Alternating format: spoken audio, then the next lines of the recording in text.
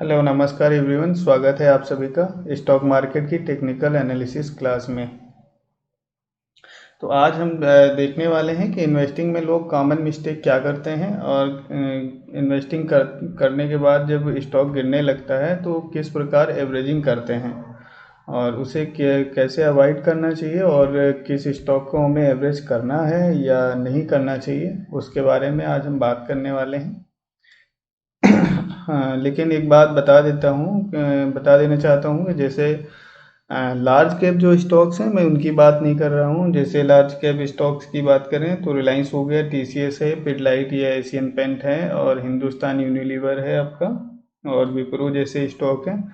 तो मैं इनमें एवरेजिंग की बात नहीं कर रहा हूँ। मैं इनके अलावा जैसे स्मॉल कैप की कंपनी हो गई या स्टॉक मार्केट में जो नई कंपनियाँ आती हैं उनके बारे में बात करेंगे। तो उस कंपनी को हमें एवरेज करना चाहिए या नहीं करना चाहिए। तो जैसे आपका TV18 है हमारा हमारा तो TV18 का चार्ट जैसे हमने लगा लिया है यहाँ पे। तो देखिए TV18 का स्टॉक्स अभी लगातार गिरता हुआ आ रहा है। तो क्या भी हमें जैसे गिर रहा था तो हर गिरावट में जैसे 80 रुपये से ये गिरता हुआ आ रहा है, तो क्या हमें इसको हर गिरावट में एवरेज करना चाहिए या नहीं करना चाहिए। ठीक है, तो उससे पहले हम चलते हैं, आपको एक दूसरा चार्ट दिखाते हैं जेट एयरवेज का, उसके बाद हम इस पे आएंगे तो फर्दर बात करेंगे। तो जेट एयरवेज का चार्ट हमने लगा लिया है और इसके कैंडल हम लगा लेते हैं, मंथली कैंडल, उसके बाद हम बात करते हैं।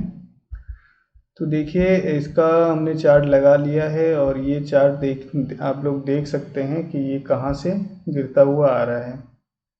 तो ये देख सकते हैं करीब 1400 रुपये का स्टॉक्स आज जो है 100 रुपये के आसपास आके ट्रेड कर रहा है।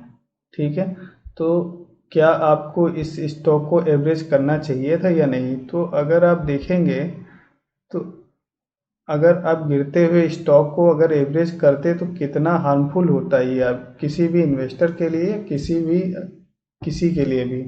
अगर वो इन्वेस्ट कर रहा है तो गिरते हुए स्टॉक को इन्वेस्टिंग नहीं करना चाहिए।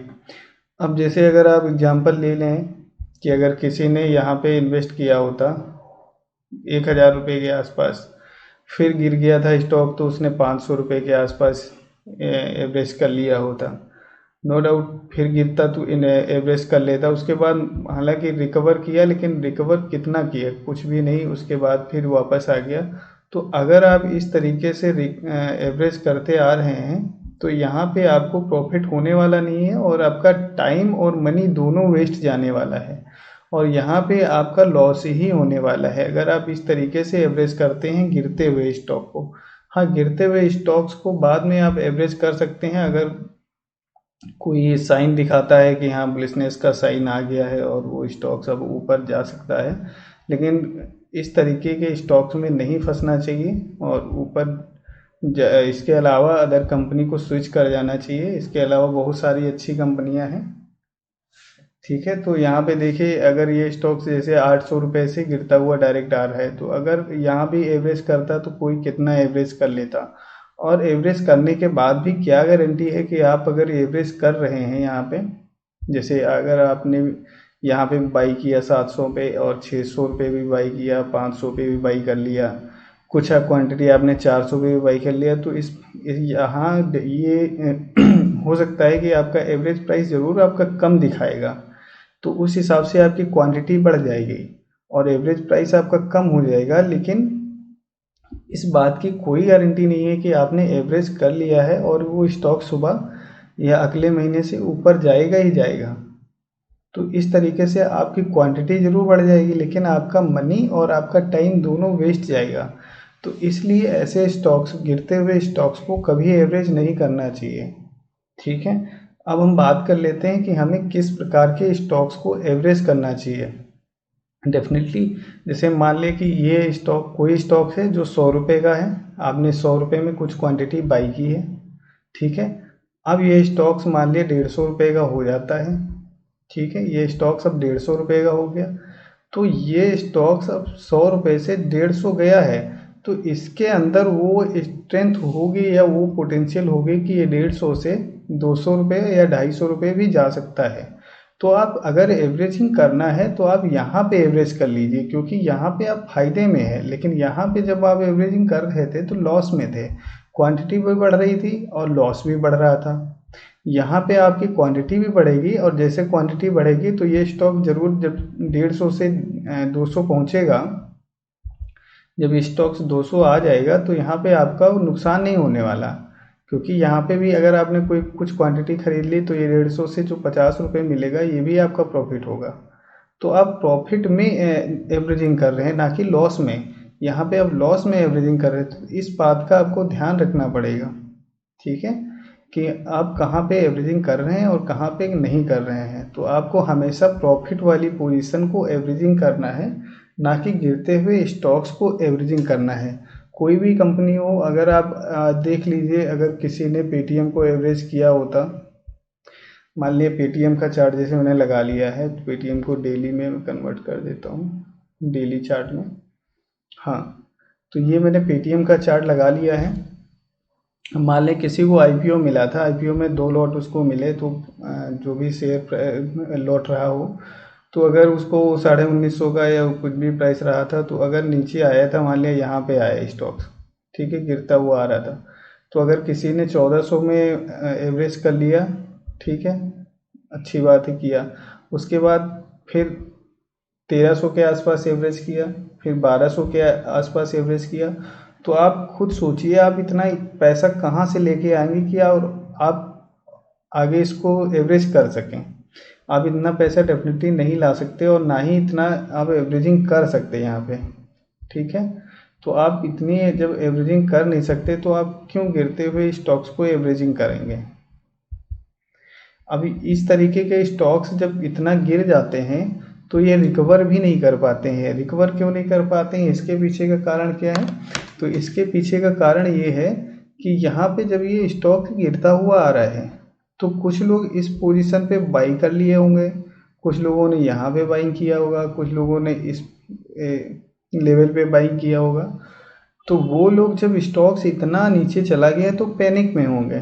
तो ये जब स्टॉक्स नीचे से रिकवर करके ऊपर आएगा तो जैसे ही उनका लेवल मिलेगा वो यहाँ पे सेल कर देंगे, ठीक है, वो यहाँ पे सेलिंग करने लगेंगे।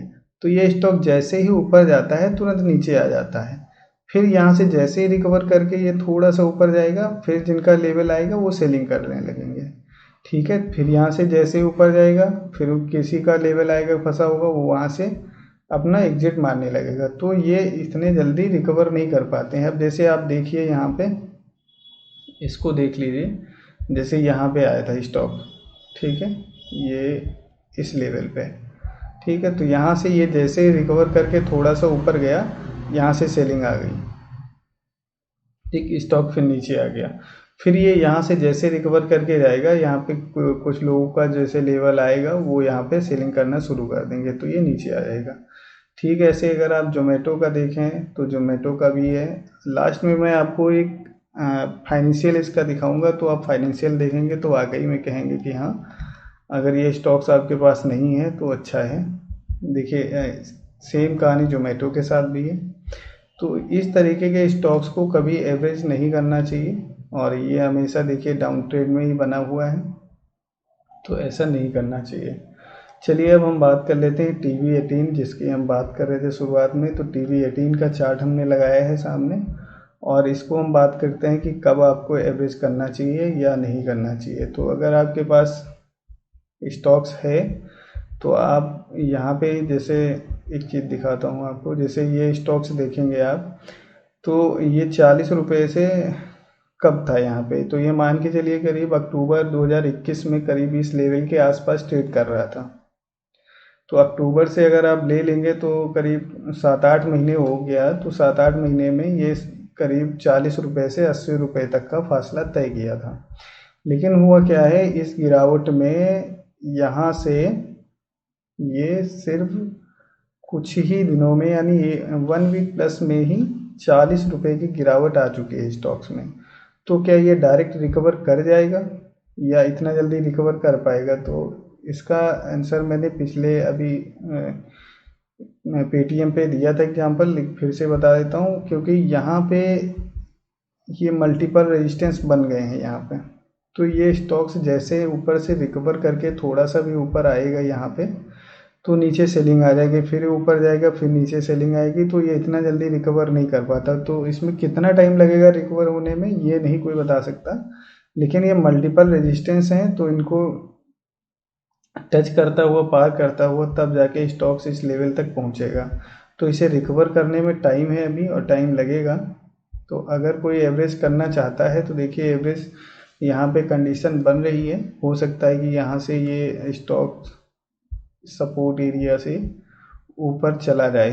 तो डेफिनेटली ये एक सपोर्ट एरिया था यहाँ पे, अगर देखेंगे तो नेटवर्क का, तो यहाँ पे, तो अगर ये देखेंगे यहाँ से, जैसे ये अभी एक ग्रीन कलर की कैंडल बनाया है, फिर ये रेड बनाया है। अब अगर ये फिर से ग्रीन कैंडल बना के, यहाँ पे ग्रीन कैंडल बना के, और अगर ये ऊपर निकलता है, तो यहाँ से आप एवरेजिंग करना शुरू कर सकते हैं, ठीक है। लेकिन आप अभी गिरते हुए स्टॉक्स में ऐसे एवरेजिंग नहीं करना, नहीं तो होगा क्या, अभी हमको नहीं पता कि ये वाकई में यहाँ पे रुकेगा या नहीं रुकेगा। जैसे ये गिरता हुआ आया फर्स्ट टाइम, ये पहला पुल बैक हुआ, फिर पुल बैक में ये हो सकता है कि कंटिन्यूशन में चला जाए। तो आपको कभी भी इस तरीके से नहीं एवरेजिंग करनी है, आपको थोड़ा वेट करना है। वेट करने के बाद ये स्टॉक, ये चार्ट पे जब कैंडल अगली बनेगी, तो ये ऐसे आएगा गिरते हुए जैसे आया है। अगर ये ऊपर जाएगा, तो ये ग्रीन कलर की जो कैंडल बनी है, ये ग्रीन कलर की कैंडल ऐसे बन गई, उसके बाद रेड भी बना दिया, ठीक है। अब अगर इसको ऊपर ही निकलना होगा, तो यहाँ पे फिर ग्रीन कलर की कैंडल बना के और इसको क्रॉस करेगा, तो ये आपको डब्लू जैसा कुछ दिख रहा होगा। तो जब ये डब्लू जैसा दिख रहा होगा, तो जब इस लेवल को ये पार करेगा, तो यहाँ से आप एवरेजिंग करना शुरू कर सकते हैं। मतलब ये कंफर्म हो जाएगा कि हाँ, ये यहाँ से रिकवर मोड में आ गया है। गारंटी नहीं है, लेकिन हाँ, रिकवर मोड में एक प्रोबेबिलिटी होती है कि हाँ, यहाँ से रिकवर हो सकता है। जैसे डब्लू पैटर्न अगर और मैं कहीं दिखाऊँ आपको, तो इस चार्ट में डब्लू पैटर्न और कहाँ दिख जाएगा,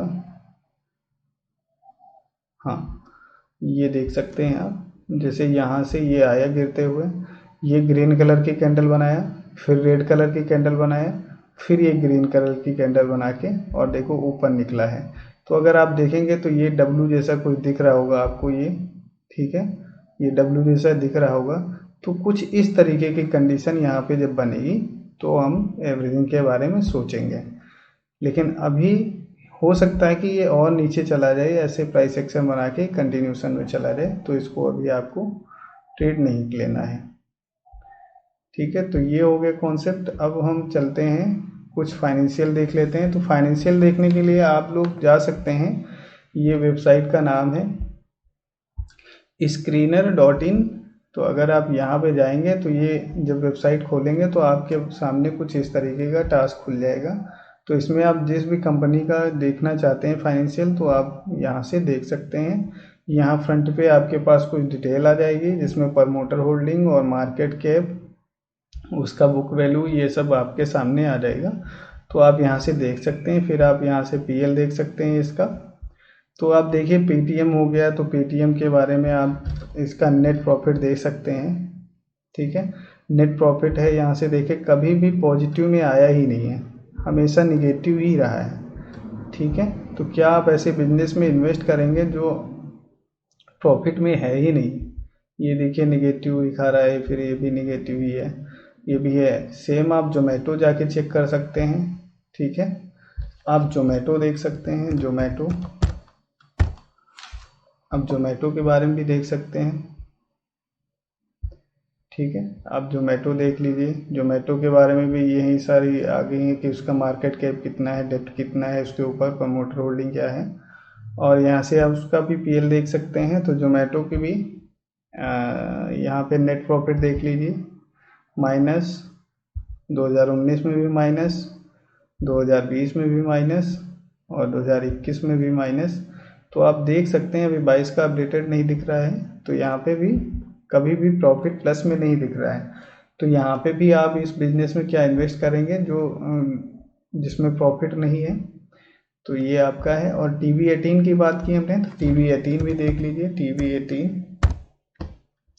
TB18 का मैंने लगा लिया। यहाँ से आप दिख जाएगा प्रमोटर होल्डिंग 60% है और 6,926 करोड़ इसकी मार्केट कैप है। स्टॉक पी है और डेप्ट इस पे 700 करोड़ का है लगभग। और इसका अगर आप पीएल देखेंगे, तो इसका पीएल देखेंगे तो आप नेट प्रॉफिट देख सकते हैं। जैसे 2011 में माइनस में था, 2012 में माइनस था, 2013 माइनस था, लेकिन 2014 से इसने प्रॉफिटेबल बिजनेस शुरू कर दिया। तो अभी अगर आप देखेंगे 2019 से, तो 2019 से लगातार इसका प्रॉफिट इंक्रीज हो रहा है। 2020 में बढ़ा, 2021 में भी बढ़ा और 2022 में भी इसका प्रॉफिट मार्जिन बढ़ गया है। तो इस तरीके से आप देख सकते हैं। और इसके और सारी कई कई फैक्टर हैं जो आप यहाँ से फाइनेंशियल देख सकते हैं। तो फाइनेंशियल देखने के लिए आप screener.in का यूज कर सकते हैं और यहाँ पे आप किसी भी कंपनी, जिस कंपनी का देखना है तो आप डाल सकते हैं। यहाँ से प्रोस कॉन्स देख सकते हैं और इतनी सारी चीज़ें आप देख के उसके बाद डिसीजन लीजिए। और कभी भी गिरते हुए स्टॉक को एवरेजिंग ना करें, ये सबसे बेहतर है और ये बेहतर ऑप्शन है। बाकी आप लोग को अगर किसी स्टॉक से रिलेटेड कोई जानकारी चाहिए तो आप कमेंट बॉक्स में बता सकते हैं। और जिन लोग का डीमेट अकाउंट नहीं है तो डीमेट अकाउंट हमारे लिंक से ओपन कराएं और डीमेट अकाउंट ओपन करके आप शेयर को बाई सेल कर सकते हैं। और आज के वीडियो में इतना ही।